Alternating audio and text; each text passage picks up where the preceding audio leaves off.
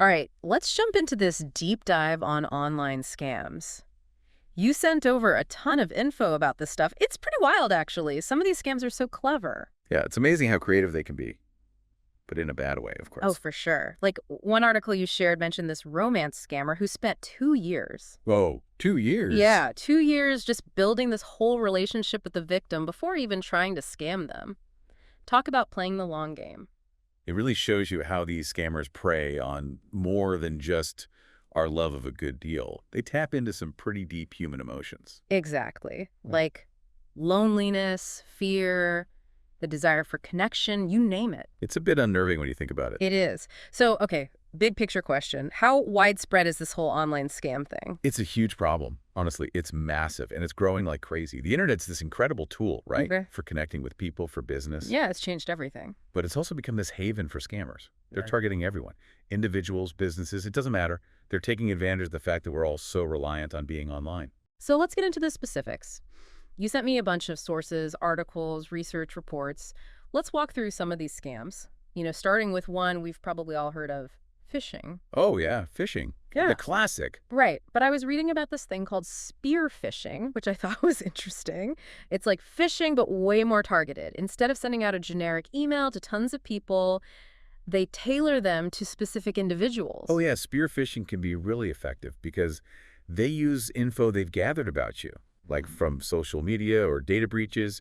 It makes it look way more believable. Right, like it could look like an email from your bank or a friend or even your boss. Exactly. One example that stood out to me was this employee who got an email supposedly from their boss, and it even mentioned a recent project they were working on.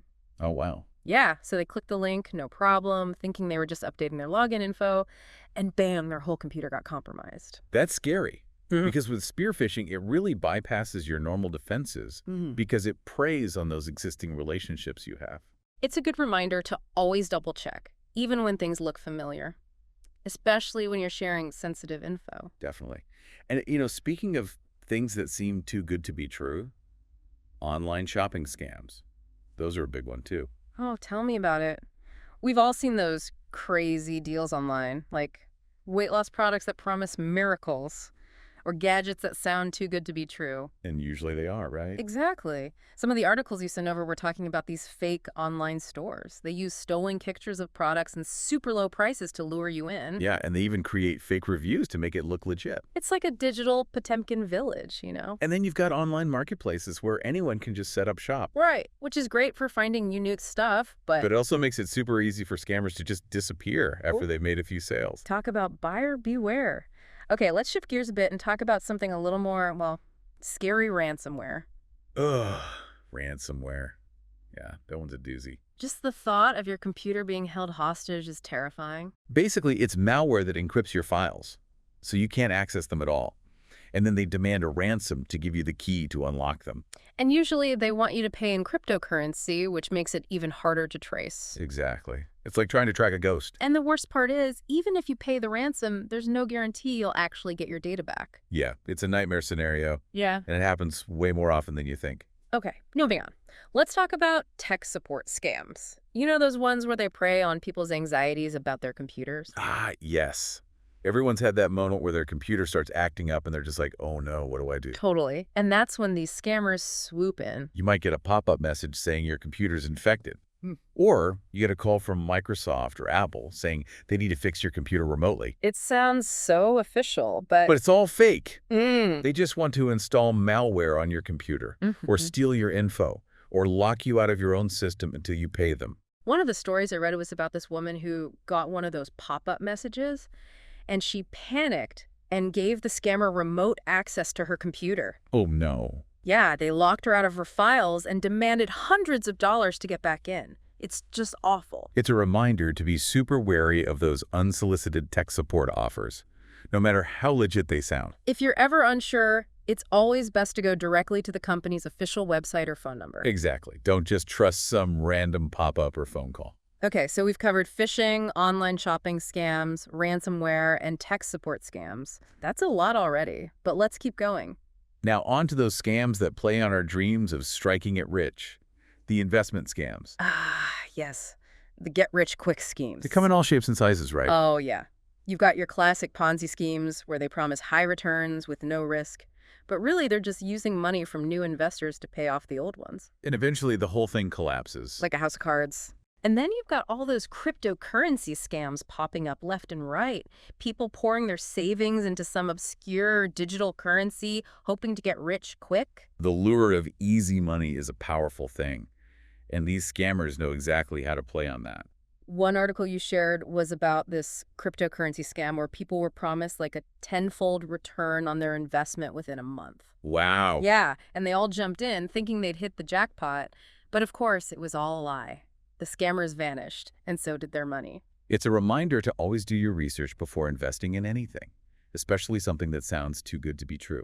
And to be wary of anything that promises quick and easy riches. Right. There's no such thing as a free lunch, especially in the world of investing.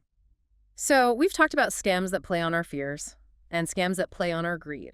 Now let's get to those that really tug at the heartstrings, the romance scams. Ugh, those are the worst. They're just so heartless. It's hard to believe that people would exploit someone's desire for love and companionship. But they do. They create these fake profiles on dating sites and social media, often using stolen photos and these elaborate backstories. It's that whole catfishing thing, right? Exactly. They're very good at creating these convincing personas. And they take their time building up trust with their victims. Sending messages, sharing personal stories, Mm. even doing video calls to make it seem real. And then once they have you hooked, they start asking for money. Could be for a medical emergency, or travel expenses to finally meet, or some fake investment opportunity. I read about this woman who fell for a guy she met online. They talked for months, exchanging messages and pictures, even doing video chats. She was convinced they were soulmates. Oh, that's heartbreaking. And then he told her he needed money for a life-saving surgery for his mother. She wired him thousands of dollars. Oh, no. And of course, it was all a lie. The guy was a scammer who was running the same con on multiple women at the same time, It's just devastating. These scams can really mess people up. financially and emotionally. Yeah, they lose money, but they also feel betrayed, like they've lost a real relationship. It's a tough one to wrap your head around. Okay, let's move on to another type of scam that really gets under my skin. Charity scams, It's awful that people would exploit other people's generosity. especially after a natural disaster or during the holidays when people are feeling charitable. You see all these online pleas for donations, but how do you know which ones are legit? Exactly. It's hard to tell because scammers are so good at creating fake websites and social media accounts that look real. They even use names that sound very similar to real charities. One article I read was about this fake charity that popped up after an earthquake.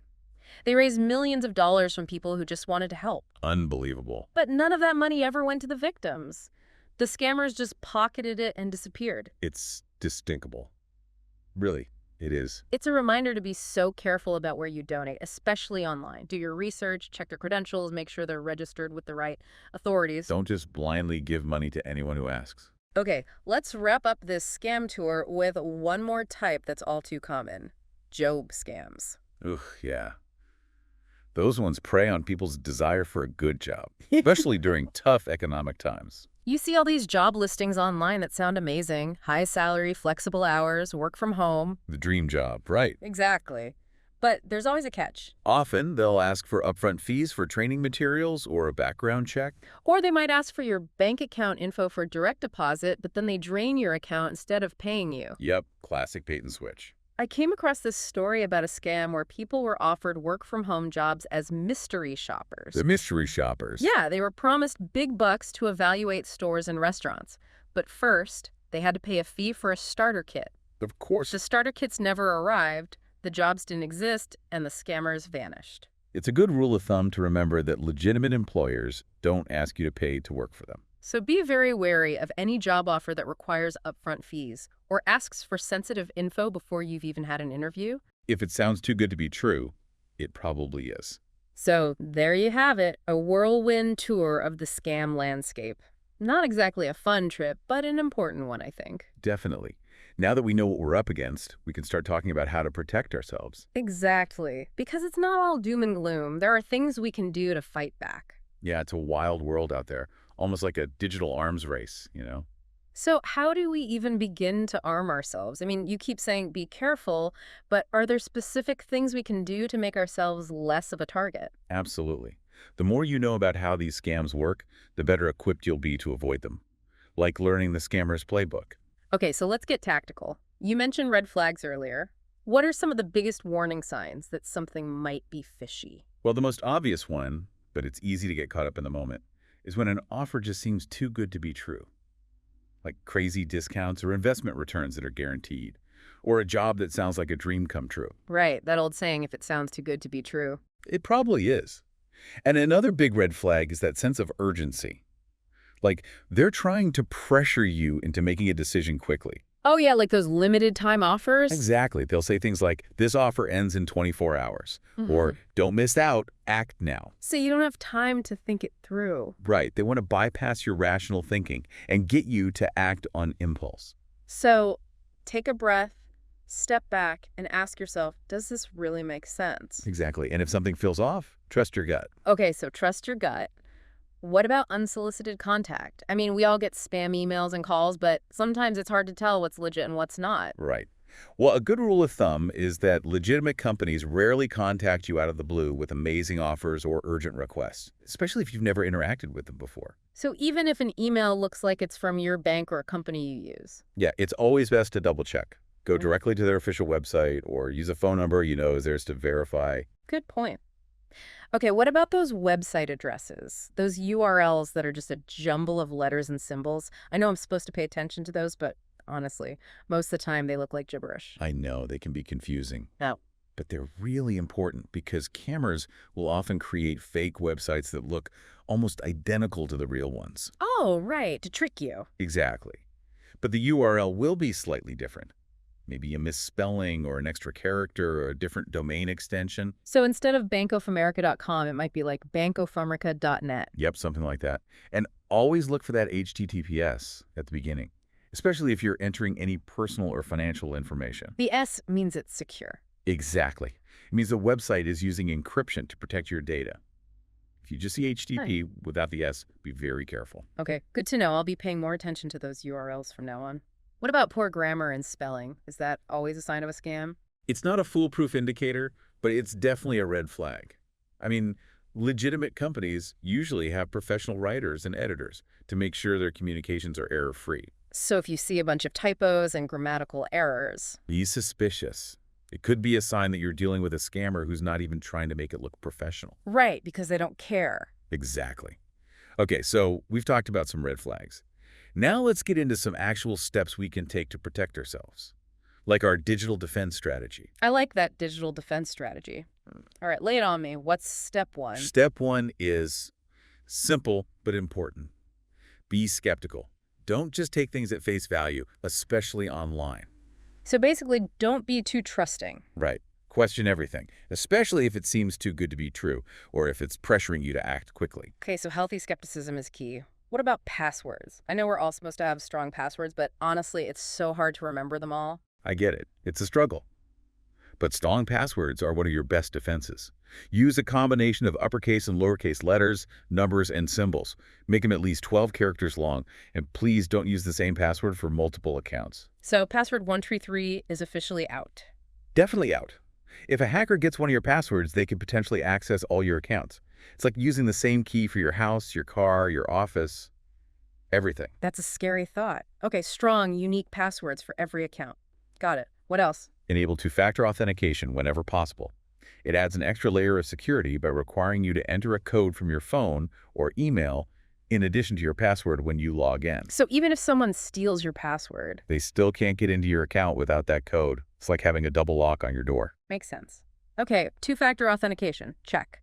What about antivirus and anti-malware software? I've always thought those were just for stopping viruses, but do they help with scams too? They absolutely do. Antivirus and anti-malware programs are essential for protecting your devices from all sorts of threats, including scams. So like a digital bodyguard. Exactly. They're constantly scanning your computer for malicious software and blocking it before it can do any damage. And just like you update the security system in your home, you need to keep your antivirus and anti-malware software up to date too. Regular software updates. Got it. What else can we do to stay one step ahead of these scammers? Education is key. The internet is constantly changing, and so are the tactics scammers use. Stay informed about the latest scams and security threats. There are lots of great resources online from reputable cybersecurity companies and organizations like the Federal Trade Commission, FTC, and the Internet Crime Complaint Center, IC3. Oh, right. You mentioned those earlier, the FTC and IC3. Are those the best places to go if you think you've been scammed? They're definitely good starting points. You can file a complaint with them online, and they can provide guidance and resources. You should also report the scam to your local law enforcement agency. And if the scam involved any financial transactions, you should contact your bank or credit card company right away. Yes, absolutely. They can help you stop any unauthorized transactions and maybe even reverse some of the charges. Okay, let's talk specifically about online shopping. Any tips for making sure you're not buying from a scammer? Always use secure payment methods like credit cards or trusted online payment systems like PayPal. They offer more protection than debit cards or bank transfers. And if you're buying from a website or seller you've never used before, Do your research. Look for customer reviews, check their return policy, and make sure the website is secure before you enter any credit card information. it's like checking the credentials of a contractor before you hire them to work on your house. Exactly. You want to make sure you're dealing with a reputable business. And lastly, don't forget to trust your gut. If something feels off, if you have that nagging feeling that something isn't right, don't ignore it. So it's better to err on the side of caution. Exactly. You're not being paranoid, you're being smart. Okay, so to recap, be skeptical, question everything, check those URLs, use strong passwords and two-factor authentication, keep your software up to date, educate yourself, use secure payment methods, and trust your instincts. That's a lot to remember. It is, but it's all about building good habits. Think of it as creating a digital defense shield to protect yourself from those online threats. Like putting on armor before you head out into the digital world. Exactly. But even with all the right precautions, sometimes things happen. So what if, despite our best efforts, we still fall victim to a scam? That's a good question. It's important to know what to do if we find ourselves in that situation. Yeah, it can be a real blow. It's like, whoa, what just happened? Totally. So let's get into damage control. What are the immediate steps someone should take if they realize they've been scammed? First things first, stop all contact with the scammer, like right away. Cut them off completely. Yep. If you've wired money, sent gift cards, given them any personal or financial info, stop everything. So it's like hitting the emergency brake. Exactly. Yeah. Then, report the scam to the authorities. We talked about the FTC and the IC3. Those are great places to start. Right, you can file a complaint online. Yep, it's super easy. And don't forget to report it to your local law enforcement agency, too. So both federal and local. Exactly. They might be able to take action against the scammer. Plus, your report helps them track patterns and trends. Okay, what if you gave the scammer your bank account or credit card info? Call your bank or credit card company immediately. Mm. They can help you stop any unauthorized transactions and maybe even reverse some of the charges. And change all your passwords, right? Absolutely. For any accounts that might have been compromised, and make sure you use strong, unique passwords that are different from the ones you're using before. Got it. Speaking of passwords, you mentioned password managers earlier. How do those work exactly? Basically, they generate and store complex passwords for you, so you only need to remember one master password. That sounds way easier than trying to remember a million different passwords. It is. It takes a lot of the pressure off. Okay, so we've got stopping transactions, reporting the scam, contacting your bank, changing passwords, and using a password manager. What about identity theft? What if the scammer stole your identity? If you think that's happened, file a report with the credit bureaus Experian, Equifax, and TransUnion, and you might want to consider putting a fraud alert or a credit freeze on your credit file. What's the difference between those? A fraud alert just notifies creditors to take extra steps to verify your identity before they issue any new credit in your name. A credit freeze actually restricts access to your credit report, so it's much harder for someone to open new accounts in your name. So a credit freeze is more extreme. It is, but it also offers more protection. Yeah. So it's something to think about if you're really concerned about identity theft. Okay, good to know. We've covered so much ground today, from different types of scams to ways to protect ourselves. But before we wrap up, I want to touch on something we haven't really talked about. Why do people fall for these scams in the first place? I mean, it's easy to say, oh, they were just gullible, but I think it's more complicated than that. It definitely is. There's no single profile of a scam victim. It can happen to anyone. People of all ages, backgrounds, income levels. So it's not just about being naive. No, not at all. Yeah. These scammers are professionals. They know how to manipulate people. They prey on our emotions, our fear, our greed, our hope, our loneliness. Yep, we talked about with those romance scams. Exactly. They target people who are going through a tough time, which makes them even more vulnerable. Right, like someone struggling financially might be more likely to fall for a get-rich-quick scheme, or someone who's lonely might be more susceptible to a romance scam. And sometimes it's just a matter of being in the wrong place at the wrong time. We're bombarded with so much info online these days, it's hard to know what's real and what's fake. It really is. So how do we create a society that's more resistant to these scams? I think education is a huge part of it. We need to teach people how to spot these scams and how to protect themselves. Not just in schools, but everywhere, right? Like in our communities, at work, within our families. Exactly. We need to talk about it more openly so it becomes second nature to be cautious online. And we need to make it okay for people to admit they've been scammed, so they don't feel ashamed to ask for help. Definitely. The more we talk about it, the less stigma there is. And we need to support those organizations that are fighting online fraud, holding scammers accountable, educating people, pushing for stronger laws. It's a group effort for sure. It is. It's about protecting ourselves, our communities, and our whole society. Well said.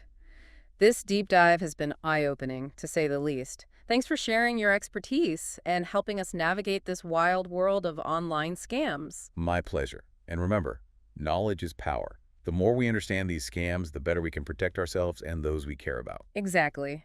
And if you're ever unsure about something, don't hesitate to reach out to those resources we talked about or talk to someone you trust. Stay vigilant, stay informed, and stay safe online. That's great advice. Thanks for joining us, everyone. Until next time, stay scam savvy.